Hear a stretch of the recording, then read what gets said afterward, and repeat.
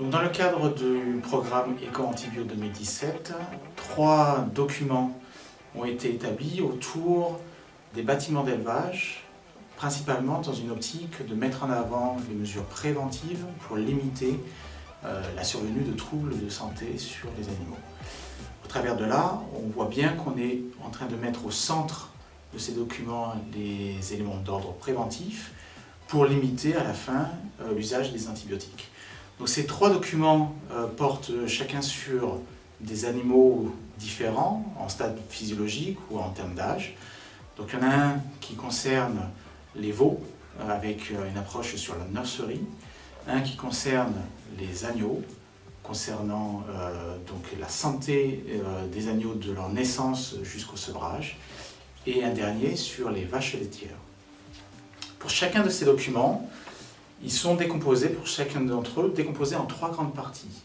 Une première partie rappelle les principales pathologies qu'on retrouve sur l'ensemble de ces différents animaux et ces pathologies en lien avec le bâtiment d'élevage. Il y a évidemment, au travers de ces pathologies qui sont présentées, les principales mesures aussi préventives pour arriver à les gérer.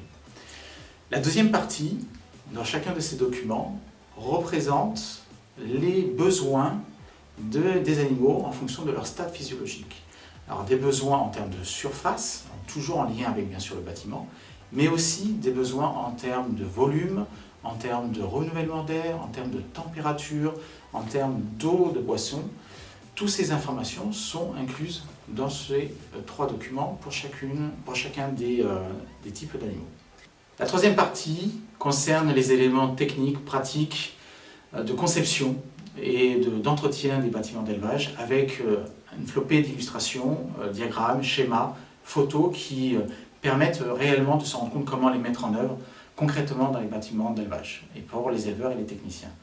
Ces documents sont disponibles sur le site web de l'Institut de l'élevage et sont réellement à utiliser et à mettre dans les mains de l'ensemble des éleveurs et des techniciens.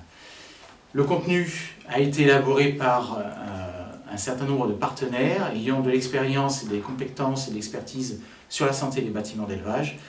Il y a notamment des experts de l'Institut de l'élevage, des GDS, SNGTV, des écoles vétérinaires, de coopératives, de lycées ou d'écoles d'ingénieurs agricoles, du BTPL, des chambres d'agriculture. Et ce travail de co-construction rend réellement ces documents très pratiques et utilisables. La réalisation de ce travail a reçu le concours financier du ministère de l'Agriculture et de l'Agroalimentaire et de la Forêt.